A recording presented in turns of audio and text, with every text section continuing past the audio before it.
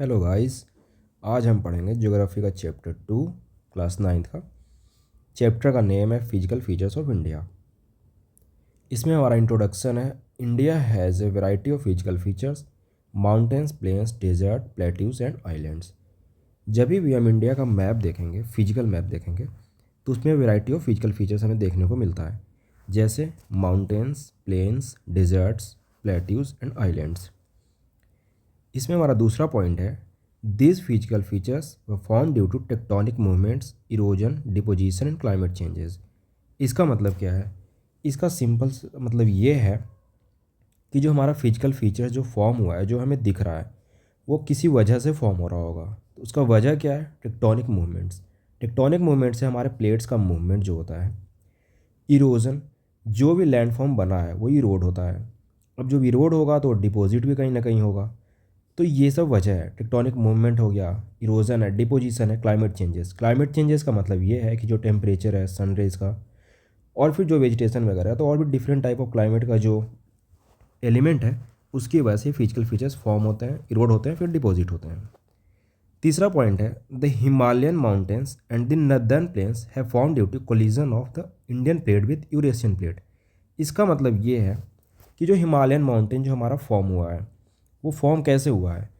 वो जब Indian plate, ये इंडियन प्लेट, जब यूरेशियन प्लेट, जब इंडियन प्लेट नॉर्दर्न मूवमेंट जब इस प्लेट का हो रहा था, इंडियन प्लेट का, तो मूव करते करते वो जब जाके यूरेशियन प्लेट से टकरा गया, तो टकराने के टाइम पे क्या हुआ?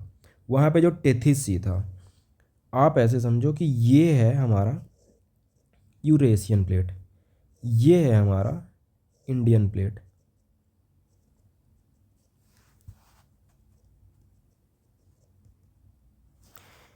अब ये जा रहा इस तरफ से। अब यहाँ पे ये जो टेथिस सी था, तो जब ये प्लेट टकराया, तो टकराने के टाइम पे जो टेथिस सी का जो सेडिमेंट्स था, ये जितने भी सेडिमेंट्स यहाँ पे थे, ये सारे सेडिमेंट क्या हो गए? डिपॉजिट हो गए। क्या हो गए? डिपॉजिट। और डिपॉजिट नहीं, कंप्रेस होकर के, लाइक वो कंप्रेस होकर के क्या बना दिए? हिमालयन माउंटेन्स बना दिए। माउंटेन का फॉर्मेशन हो गया। उसी तरीके से हमारा नदर्न प्लेन भी बना। नदर्न प्लेन कैसे बना मैं आपको बताऊंगा आगे में। आगे हमारा है जियोलॉजिकल स्ट्रक्चर ऑफ इंडिया।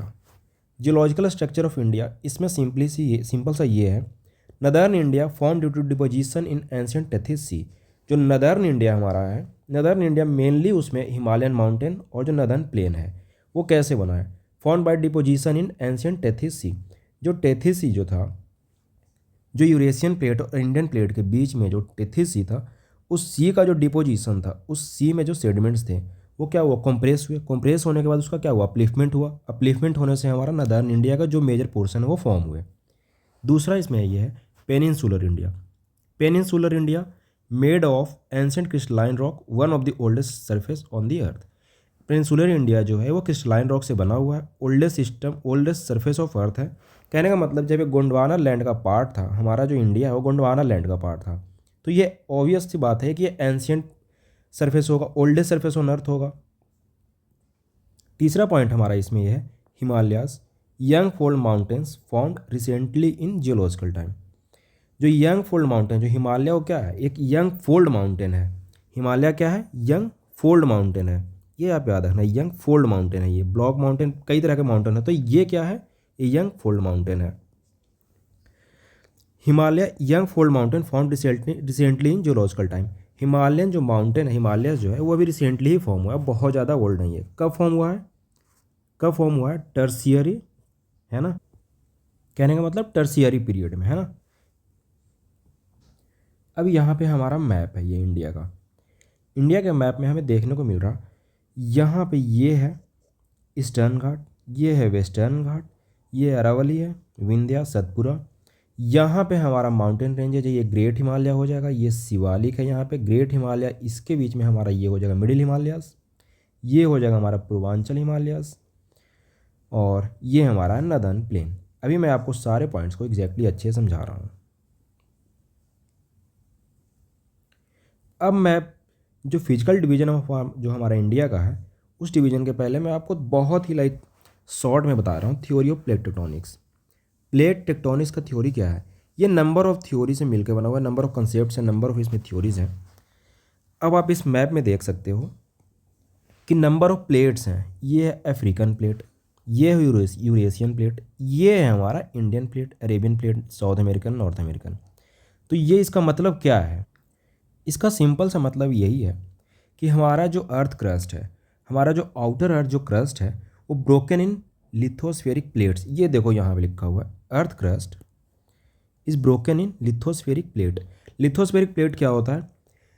हमारे अर्थ का जो क्रस्ट है और जो अपर मेंटल का जो पार्ट है, जो upper mantle plus earth crust, वही होता है लिथोस्फेरिक प्लेट। लिथोस्फेरिक प्लेट बना हुआ होता है क्रस्ट से और अपर मेंटल से, है ना। तो इसका मतलब ये हो गया कि हमारा जो क्रस्ट है वो नंबर ऑफ लिथोस्फेरिक प्लेट में डिवाइडेड है, ब्रोकन है। अब ये प्लेट जो है वो मूव भी करते हैं। मूव किस वजह से करते हैं? यहाँ पे आप देखो लिखा हुआ है, these plates move due to mantle convection current. ये कैसे मूव करता है? Convection current. ये जो थ्योरी है, ये जो कंसेप्ट है कन्वेक्शन करंट सॉरी, ये किसने दिया है? आर्थर होम्स ने दिया है ना। तो ये प्लेट जो मूव कर रहे होते हैं, आपस में टकराते हैं, तो उसका वजह क्या है? उसका वजह कन्वेक्शन करंट में जो मूवमेंट हो रहा होता है ना। तो उसी वजह से पूरा हमारा जो होल जो हमारा क्रस्ट का जो प्लेट्स है वो सारा मूव कर रहा होता है अकॉर्डिंगली, है ना। अब हम यहाँ पे देख रहे हैं, अब जब मूव कर रहा था तो उसका टाइप क्या होता है, किस तरीके से वो मूव कर रहा था, किस तरह से वो मूव करता है आपस में। इसमें है major type of plate movement. पहला है हमारा कन्वर्जेंट प्लेट मूवमेंट, दूसरा है डाइवर्जेंट, तीसरा है ट्रांसफॉर्म। कन्वर्जेंट प्लेट मूवमेंट कहने का मतलब ये है कि दो प्लेट आपस में एक दूसरे की तरफ मूव कर रहा होता है। जैसे आप ये समझ लो, ये प्लेट ए है, ये प्लेट बी है। अब ये जब प्लेट आपस में एक दूसरे की तरफ मूव कर रहे होंगे तो क्या होगा? कन्वर्जेंट प्लेट मूवमेंट, है ना। अगर ये प्लेट एक दूसरे से दूर जा रहा होगा तो ये क्या होगा? Divergent plate movement. यहाँ पे देखो लिखा है कन्वर्जेंट प्लेट कोलाइड। इसमें प्लेट क्या होता है? कोलाइड करता है। डाइवर्जेंट में क्या होता है? Plates move apart. इसमें प्लेट्स दूर जा रहे होते हैं एक दूसरे से। तीसरा है हमारा यहाँ पे ट्रांसफॉर्म कहने का मतलब है plate slide past each other. इसमें अगर ये प्लेट ए है तो ये प्लेट और ये प्लेट ये एक दूसरे को स्लाइड पास्ट कर जाते हैं। इसमें ना ही दूसरे से टकराते हैं, ना ही मूव अपार्ट होते हैं, वो एक दूसरे को स्लाइड पास्ट करते हैं, लाइक वो घसीट के एक दूसरे को आगे चले जाते हैं, है ना। इसके नीचे हमारा यहाँ पे दिया हुआ है India's land mass is a part of Indian plate. Of course Indian जो लैंड मास है उसका नाम जब दिया हुआ है इंडियाज लैंड मास, तो इंडियन प्लेट का ही पार्ट होगा। इसके नीचे है हमारा the Himalayas formed because of Indian plate collided with the Eurasian plate about 50 million years ago. इसका मतलब क्या है? यहाँ पे आप देखो, ये जो हमारा इंडिया है, यहाँ पे ये जो हमारा इंडिया है, ये यहाँ से मूवमेंट स्टार्ट कर दिया था। मूवमेंट स्टार्ट कब किया था? आप यहाँ पे ये देखो 71 मिलियन ईयर्स अगो। ये जो इंडिया का जो प्लेट है हमारा, ये 71 मिलियन ईयर्स अगो ये मूवमेंट स्टार्ट कर दिया था ऊपर की तरफ जाने को, है ना। तो ये यहाँ पे देखो बहुत इजी वर्ड में लिखा हुआ, Himalayas formed because of Indian plate collided with Eurasian plate about 50 million years ago. तो जब ये मूवमेंट स्टार्ट किया तो यहाँ पे जब ये यूरेशियन प्लेट है और ये इंडियन प्लेट है, जब एक दूसरे से यहाँ पे कोलाइड करेगा तो क्या होगा? जो टेथी सी में आपको मैं पहले ही बताया, जो टेथी सी में जो सेडिमेंट्स हैं, जो सिल्ट हैं, वो क्या होंगे? कंप्रेस होकर अपलिफ्ट हो जाएंगे। तो इससे हमारा क्या फॉर्म होगा? हिमालयन माउंटेन फॉर्म होंगे, है ना। इसके बाद हम यहाँ पे देखेंगे जो चैप्टर का मेजर जो कंसेप्ट है, major physical divisions of India. India जो हमारा कंट्री है उसको हम 6 मेजर फिजियोग्राफिक डिवीजन में हम बांटते हैं। पहला क्या है? हिमालयन। दूसरा क्या है? Northern plains. तीसरा है पेनिनसुलर प्लेट्यू। चौथा है इंडियन डेजर्ट। पांचवा है कोस्टल प्लेन्स। और 6 नंबर पे छठा है आइलैंड्स, है ना। अब एक एक करके हम सारे चीज़ों को देखते हैं। लाइक हिमालयन माउंटेन्स हम स्टार्ट करते हैं ना। Himalayan mountains youngest and highest mountain ranges in the world. ये सबसे यंगेस्ट है। यंगेस्ट कहने का मतलब आपको पहले ही बताया हूँ कि टर्शियरी पीरियड में फॉर्म हुआ है, इसका मतलब ये यंगेस्ट है। Highest mountain ranges in the world. दूसरा पॉइंट है this mountain ranges run west to east from Indus to Brahmaputra. ये जो माउंटेन रेंज है, जो हिमालयन माउंटेन रेंज है, वो वेस्ट टू ईस्ट इंडस से लेकर ब्रह्मपुत्रा तक ही एक्सटेंडेड है। अब एग्जैक्टली ये इंडस तक ही एक्सटेंडेड नहीं है, ऑफ कोर्स ये इंडस के बियॉन्ड भी एक्सटेंडेड है, ब्रह्मपुत्रा के बियॉन्ड भी एक्सटेंडेड है, लेकिन प्रिसाइजली आप यहाँ पे समझ सकते हो this mountain ranges run from west to east from Indus to Brahmaputra. जो हमारा हिमालयन माउंटेन है उसका लेंथ क्या है? लेंथ है 2400 किलोमीटर और विड्थ जो है 150 से 400 किलोमीटर तक ये वेरी करता है। अब यहाँ पे आप देखो लिखा हुआ वाइडर इन वेस्ट, कहने का मतलब जो कश्मीर हिमालय आपको मैं बताऊँगा कि स्टेट के हिसाब से भी हमारे हिमालयन का जो डिमार्केशन हुआ स्टेट के हिसाब से भी हुआ है, लाइक रिवर के हिसाब से भी डिमार्केशन हुआ है। तो इसका लेंथ 2400 किलोमीटर है और जो विड्थ है, जो चौड़ाई है, 150 से 400 किलोमीटर तक ये वेरी करता है। वाइडर इन वेस्ट, कहने का मतलब ये है कि वेस्ट में जो हमारा हिमालय है वो वाइडर है, तो ये वाइडर इन वेस्ट है। कहने का मतलब कश्मीर में वाइडर है और जो पूर्वांचल हिमालय, नॉट एग्जैक्टली पूर्वांचल, मतलब वो वाइडर वेस्ट में है, लाइक इस तरीके आप समझ सकते हो, वेस्ट में वाइडर है और ईस्ट में ये थोड़ा कम वाइडर है ना। तो ये वेरी करता है 150 से 400 किलोमीटर। इसमें फोर्थ पॉइंट है form due to collision of Indo Australian plate and Eurasian plate. बहुत सिंपल सी बात है कि इंडो ऑस्ट्रेलियन प्लेट जो नदर्न मूवमेंट उसका हो रहा था, नॉर्थवर्ड मूवमेंट हो रहा था, यूरेशियन प्लेट ऑलरेडी एग्जिस्ट कर रहा था वहाँ पे। तो जब आपस में कोलिजन हुआ तो वहाँ पे जो सेडिमेंट्स थे वो क्या हुए, सप्रेस होकर कॉम्प्रेस होकर के वो अपलिफ्ट हो गया, तो उससे क्या हुआ, हिमालयन माउंटेन फॉर्म हो गए। आगे पॉइंट है हमारा cover states like JNK Jammu and Kashmir, Himachal Pradesh, Uttarakhand, Sikkim and Arunachal Pradesh. JNK अब जो है सो कि UT बन गया है। तो ये सारे जगह पे हमारा हिमालयन माउंटेन एक्सटेंडेड है। जो हिमालयन माउंटेन है वो 3 पैरेलल रेंजेस ऑफ हिमालय, कहने का मतलब हिमालयन जो माउंटेन है वो 3 पैरेलल रेंजेस में डिवाइडेड है। मतलब ये आप ऐसे रेंज ले लो, एक दूसरा रेंज आप ऐसे ले लो, तीसरा रेंज ऐसे ले लो। अब एग्जैक्ट बस एक ये नहीं है हिमालय, एक नंबर ऑफ रेंज में डिवाइडेड है। नंबर ऑफ रेंज कितने रेंज है? 3 पैरेलल रेंजेस है ना। जो सबसे नॉर्थवर्ड है, जो सबसे ऊपर में, लाइक सबसे नॉर्थ में है, वो है हिमाद्री और ग्रेट हिमालयाज। जो सबसे नॉर्थ में उसको हम क्या कहते हैं? हिमाद्री और ग्रेट हिमालयाज। ये देखो यहाँ पे लिखा हुआ है north most and highest ranges. ये सबसे ज़्यादा हाईएस्ट होता है और सबसे नदर्न मोस्ट है ना। एवरेज हाइट एबव 6000 मीटर, इसकी हाइट, एवरेज जो हाइट है वो 6000 मीटर से ज़्यादा है, मतलब अराउंड, मतलब रफली वो 6000 मीटर है, बाकी किसी का ज़्यादा है, किसी का थोड़ा कम भी होगा। It is the most continuous ranges, ये सबसे ज़्यादा कॉन्टिन्यूस रेंजेस है। Perennially snow bounded and number of glacier descend from this range. Perennially कहने का मतलब ये है कि राउंड द ईयर वो स्नो बाउंडेड रहते हैं, उसके जो पीक्स होते हैं, जो हाइट पे जो उसके जो लोकेशंस हैं, and number of glacier descend from this ranges. अब जब स्नो बाउंडेड होंगे तो ग्लेशियर तो उससे मतलब ऑब्वियस सी बात है ग्लेशियर डिसेंड होंगे, तो यहीं पे लिख रहा है यहाँ पे तीसरा है world's highest peak, Mount Everest 8848 metre, आपको पता होगा। कंचनजंगा 8586 मीटर। इसमें जो ग्लेशियर्स हैं, कुछ ग्लेशियर्स इंपॉर्टेंट ग्लेशियर हैं, उनका नेम है गंगोत्री, यमुनोत्री, आपको पता होगा। सेकेंड नंबर पे है हिमाचल और लेसर और मिडिल हिमालय। आपको मैं बताया था कि 3 पैरेलल रेंजेस हैं, तो ये ऊपर वाले को हम क्या कहते हैं? इस वाले को हम कहते हैं हिमाद्री और ग्रेट हिमालयास। इस वाले को जो मिडिल है उसको हम कहते हैं हिमाचल और लेसर हिमालय, ठीक है। This range lies south of Himadri, of course Himadri के साउथ में लाई करेगा। एवरेज हाइट 3500 से 4500 मीटर, 3500 से 4500 मीटर ये वेरी करता है, इसका एवरेज हाइट है। अब आप यहाँ पे नोटिस कर सकते हो कि इसका जो हिमाद्री का जो एवरेज हाइट है वो 6000 मीटर है, इसका जो एवरेज हाइट है वो 3500 टू 4500 मीटर है। कहने का मतलब ये है कि हिमाद्री का जो हाइट है वो कंपेरेटिवली इससे ज़्यादा है ना। यहाँ पे तीसरा है famous for valleys and hill station. जो हिमाचल, जो लेसर या मिडिल हिमालय जो है, famous for valleys and hill station. Examples उसके हैं कश्मीर वैली, कांगड़ा वैली। यहाँ पे अब देखो शिमला, मसूरी और नैनीताल, ये सब घूमने के इंपॉर्टेंट प्लेसेस हैं। Known for dense forest and apple orchards. Major ranges, इसमें कौन कौन से मेजर रेंजेस है? Pir Panjal range, Dhauladhar range, Mahabharat range. सबसे इंपॉर्टेंट इसमें है पीर पंजाल रेंज, जो सबसे लॉन्गेस्ट भी है। अब आप इस मैप में देखो थोड़ा सा, यहाँ पे देखो सबसे ऊपर सबसे ऊपर में आपको इस जगह पे आप यहाँ देखो, यहाँ आपको ग्रेट हिमालय देखने को मिलेगा। ग्रेट हिमालय के जस्ट नीचे साउथ में क्या होगा, मिडिल हिमालय होगा। इसके नीचे यहाँ पे मैं आपको बताऊँगा शिवालिक रेंजेस।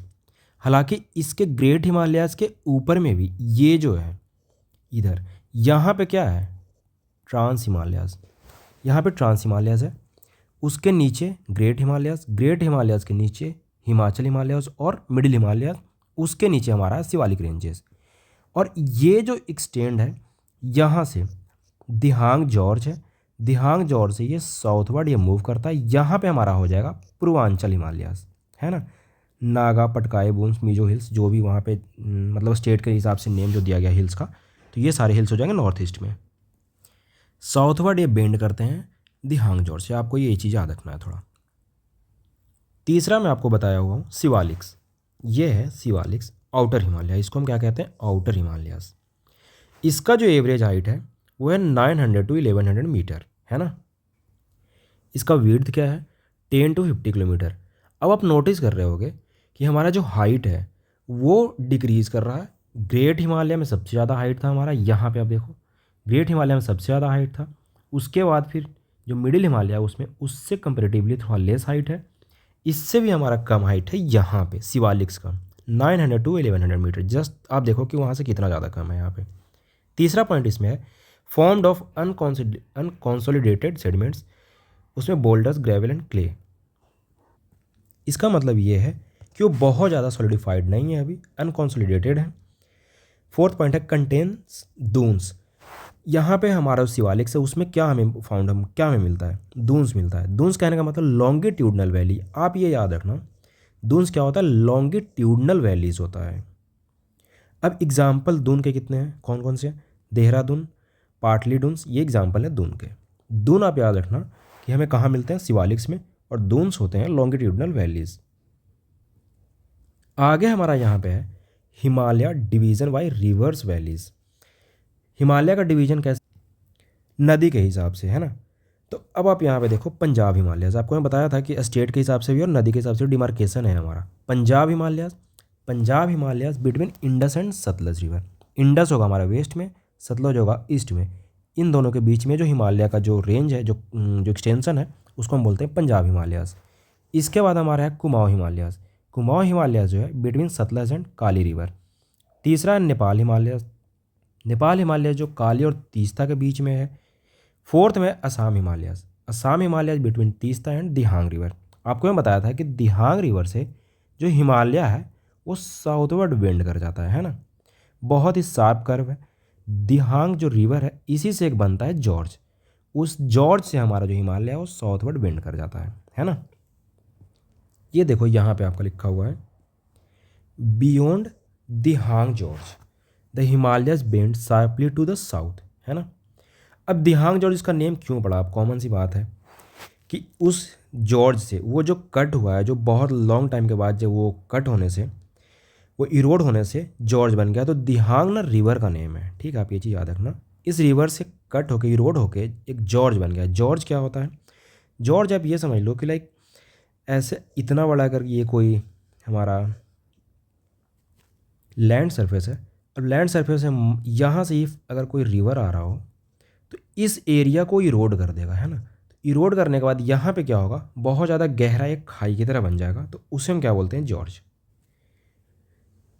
यहीं से आप ये देखो Purvanchal hills comprises of Patkai hills, Naga hills, Manipur hills, Mizo hills, ये 4 हिल्स हैं। अब इसके नीचे हमारा पढ़ना इंपॉर्टेंस ऑफ हिमालयाज़। हिमालयाज़ की क्या इंपॉर्टेंस है, इसमें पहले acts as natural barrier against cold winds from central Asia.